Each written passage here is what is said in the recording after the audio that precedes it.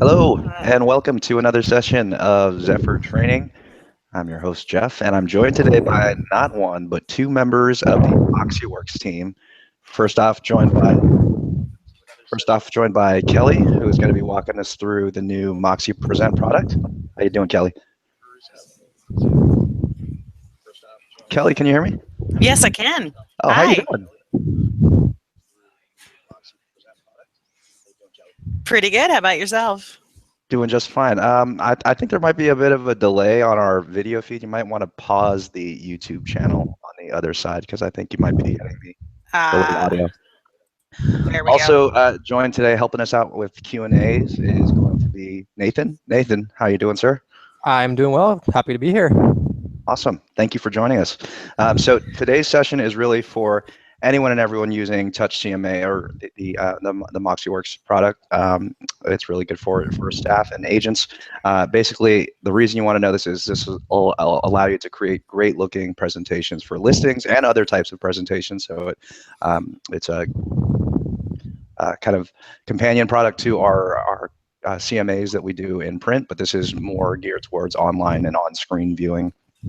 And Exactly. what you're going to learn basically today is Kelly's going to take us through the 5 steps to creating a presentation using the recently updated kind of beta version of the new Moxi Present product, I should say. Yes, I'm going to teach you the 5 basic steps. Really, the core functionality of the product hasn't changed all that much, except for when you get to the what you may know as the presentation tab is now pages, and there's a lot of great custom page options for you. So first, I'm going to go over the 5 easy steps. Picking your subject property, searching for comparables, sorting and editing your comps, doing your estimate, and then your pages. Things you pretty much do already every single day. And with that said, I'm going to go ahead and share my screen. Great. And before we get started, we actually have one question that got sent in ahead of our start time here. Hugh wants to know here how the old and the newer version of Moxi Presents interact with one another. They're pretty much compatible, although edits that you make in the and beta version is a little bit of a misnomer. Now we're going to start calling it the new version. Edits and changes that you make there won't carry over, but things that you make in Classic will carry over to the new version for right now. We don't have a hard date for when Classic is going completely away. Got it. Just so you know. All right, are you ready for me to share? Yeah, let's rock and roll. All right. Okay. Can you see that all right? That is looking good on my side. Yep. Okay, so when you log in as normal, you'll see the classic view that you're all familiar with. Go to this button that says try beta, even though, let's not think of it as beta. Let's think of it as the new version. So let's go to the new version. And this is what you're going to see. It's going to look a little bit cleaner and a little bit more intuitive. As always, there's going to be your what's new button that'll tell you the new features that you can find in the product, help and feedback if you have ideas for feedback. By the way, these go directly to our project manager, so if you do have an awesome feature idea, send it in. It's going to get seen. If you need to contact our awesome support team, this is where you can do that directly from the presentation. To create a new presentation, that's where you go. Click that button. But first I want to show you the output, which is, and I want to show you this in case you've forgotten that this is totally responsive. What this is doing right now that I'm hitting refresh is it's updating. Since this is connected to the MLS, you're getting this in real time, which is great. If you make a change before you go to meet someone, remember this is all about framing your expertise and really getting into that narrative so that you can show off to your client and say, hey, I really do know what I'm talking about. And let me show you. And you can add fantastic marketing materials that the brokerage has prepared for you and put these in your presentations. And here you've got, your property summary with your remarks. You've got the listing location map that's totally interactive. If you're not sure what that one is, it'll tell you. If you want to see this one closer, just click on it and the information will come up.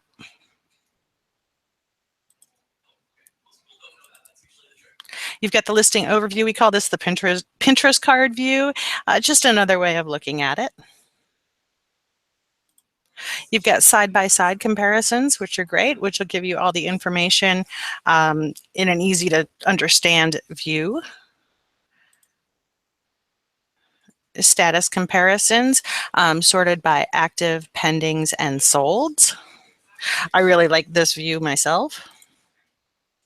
You get your listing average graph. There's a couple more graphs here, your price and days on market. You can choose not to show the trend line if you want, and this information is based on sold and pending listings. And this one, price and size, is based on sold. You can also choose to include the subject property in these graphs if you want.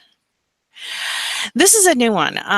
This Zestimate comparison page is new, and it's a really great way if you want to include it to say, hey, you know, I know you've been on Zillow and you've gotten your Zestimate, but here's why you shouldn't put too much faith in that, because as you can see, the actual price of the first house sold for more than the Zestimate.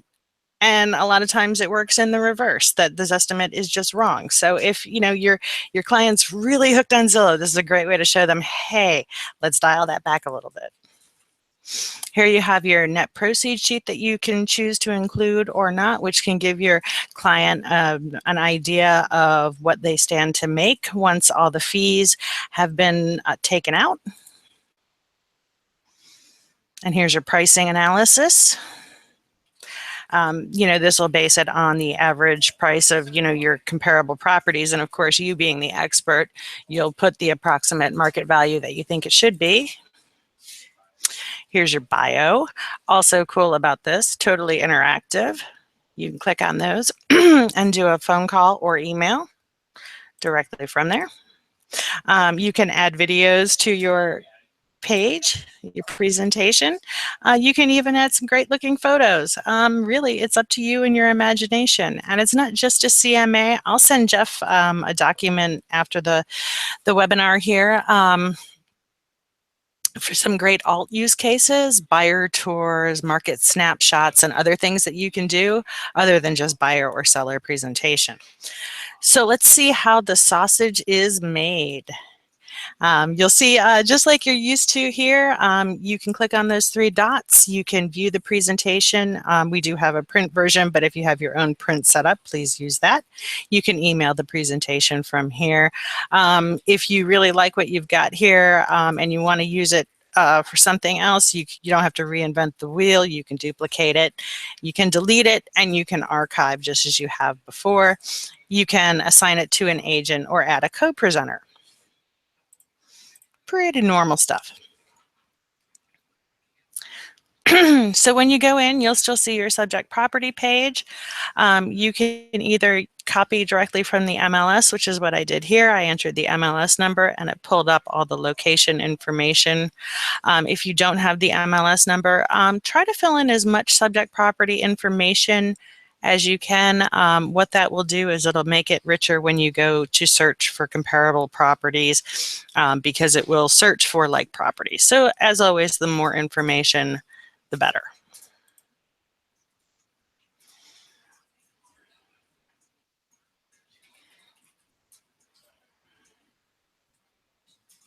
And as you can see, the comparable properties will come up here on the left. You can also do a drive time search, which is pretty cool. If someone's like, hey, how much traffic am I going to have to sit through if I buy this place as opposed to this one? You can search there. You can search by MLS number, and you can search by MLS area. I will say MLS area search can be a little tricky. I would check on the MLS website itself to see what your area codes are because you have to be pretty exact with that. You can search by minimum price, maximum price. You can put the radius on and do a distance search. You can have boundaries. You can draw a boundary if you wanted to on here. You can even do a school search for public or private schools. or you can turn those off if you don't want them. You can even filter further by minimum, maximum bedrooms, different property types, features, even property subtype. Property subtype's not available on all MLSs, however, but if the MLS gives us the information, you'll have it.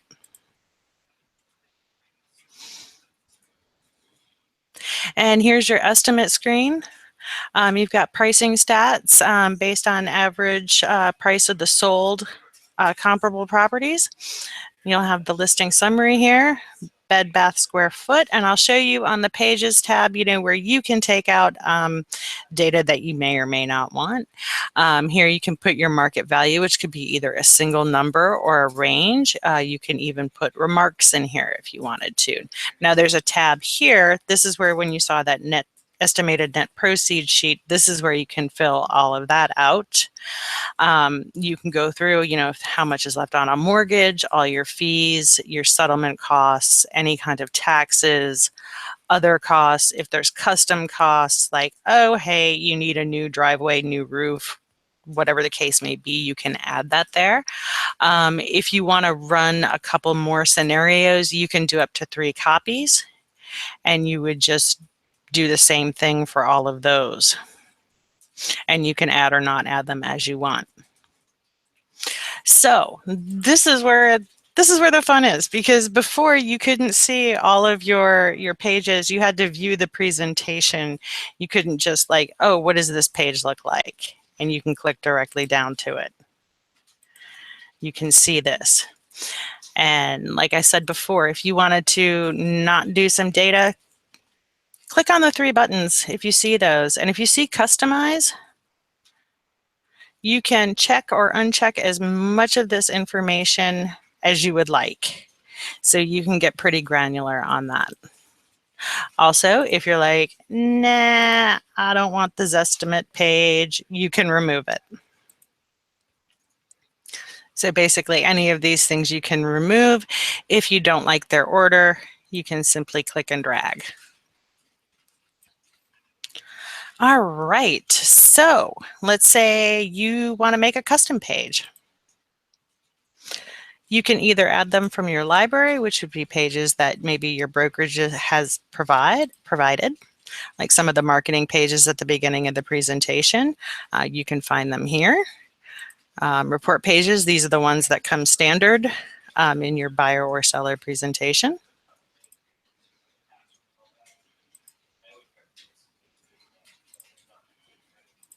But let's say you wanted to make I want to add a video page. This is where it's different. You have different layout options now, which is really, really cool. We're going to go with this one. I'm just going to show you really quickly. Say, hey, I want to do you could do text, you can do images, you can do videos. If you want to do even more, you'll see the normal custom page, what you're probably used to. The what you see is what you get, or WYSIWYG editor. You can add templates if you wanted to. You can iframe in other websites. You can embed media. Same things you could do before. But for this, and now all you need is a URL from YouTube, Vimeo, or Dailymotion. So you're like, oh, I like this video. I want to add those 10 things not to do in San Francisco.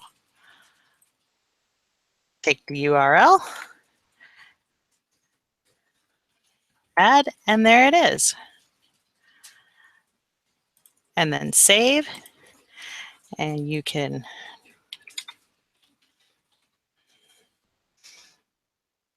give it a description so you know what it is on the pages, and save it to your library so you can use it again. Is there any limit to the amount of storage we have for that kind of thing? Well, that was a YouTube link, so I know that doesn't get stored. Yeah, no, there's not. There's no limit. I suggest if you're making a bunch of custom pages that you do, make folders for them in your page library. Just to keep them organized for yourself. And as far as presentations, I know some people coming over from other systems could only maybe have like 12 maximum presentations stored at one time. We don't have a limit for this, although just for more power, speed, and agility, I recommend that if you get to around 20 saved presentations, you start archiving some, just so you don't slow anything down. That's helpful. Good to know. Yeah, and if you wanted to add an image, you can upload from your image library. Say you wanted to add that.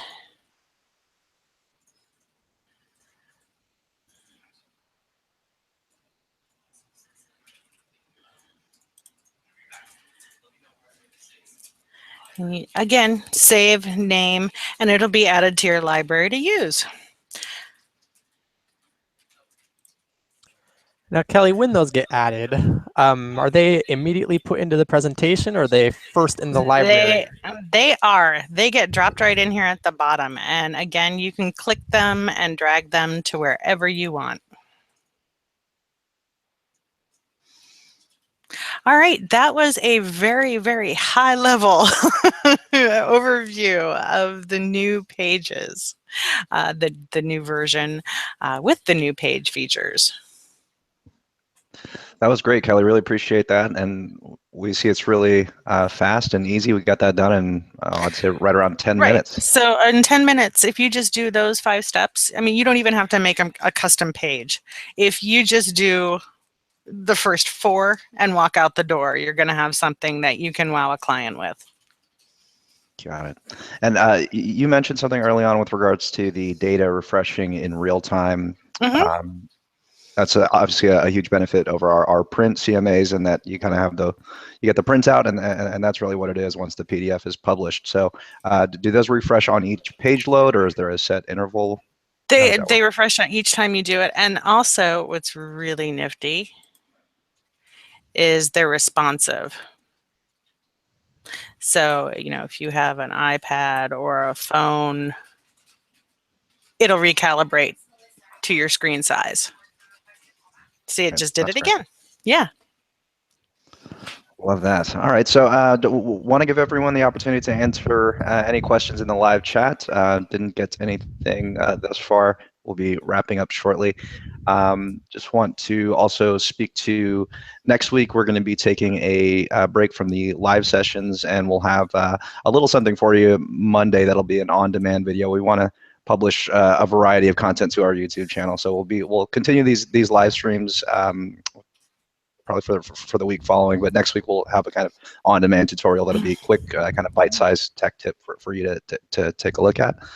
It doesn't look like we have any questions coming in today. So come on, guys. Nathan, what's your favorite part of Present? I was going to ask you the same thing, Kelly. To me, I guess with the new version, I think the biggest change for me is being able to actually see and preview the page on the Pages tab itself instead of needing to click in and preview it from there. So being able to see it all in real time like that, I think is a huge plus and a definite game changer from the original version.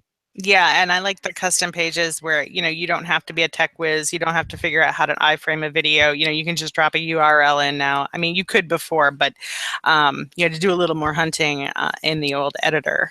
And now you can just, bam, drop that in there. Nathan, since you're on the front lines of support, what's the question? What's one of your top 5 questions that you get asked about the new version?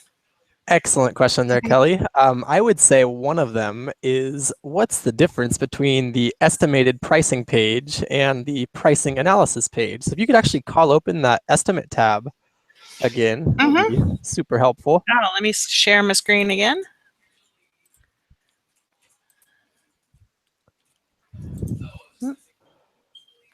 So we go over to the estimate tab, and people put in their estimated market value and put in some remarks, and those pricing stats appear.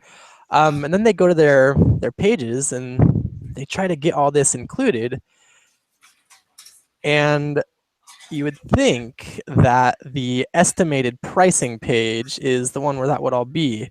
but in fact, it's the pricing analysis page. Mm-hmm. So if you go into that pricing analysis page, everything should be there. And then sometimes those, I think they're the net proceeds, are not appearing. So if you actually click those 3 dots on that menu. Oh yeah, make sure it shows up. There you go. And you can customize stuff, and there's those two little slide bars there, and oftentimes people don't have that shown.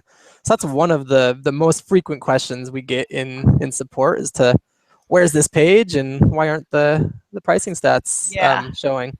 I would say one of the most common things is why can't I see this? And it's please check the 3 dots, or make sure if you're still in classic version, go over to the right hand side and make sure the box is checked. That's definitely one of our biggest usage questions that we receive. Another one is sorting the comparables, and that's effectively the same as it was in the classic version, but yeah, and I did kind of blast through that, and you can still sort them. You can click and drag them. You can order by a variety of ways. You can even do a sub hierarchy under that if you want to. So yeah, there's still, and you can even, add pricing adjustments if it's something, that you normally do.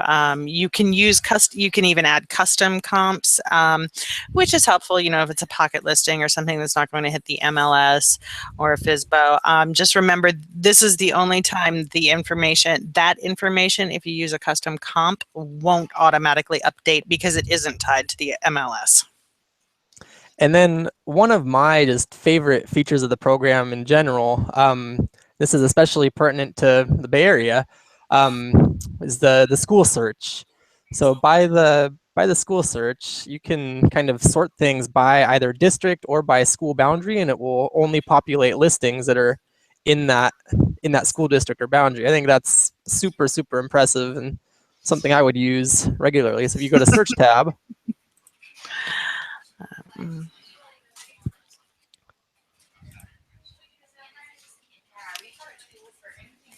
when it pops up, we have the schools turned on there.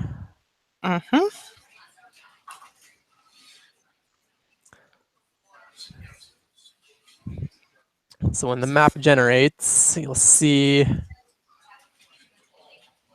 there's all those green and purple icons. So if you actually click on one of those, you can set your boundaries for your search just with this specific school district.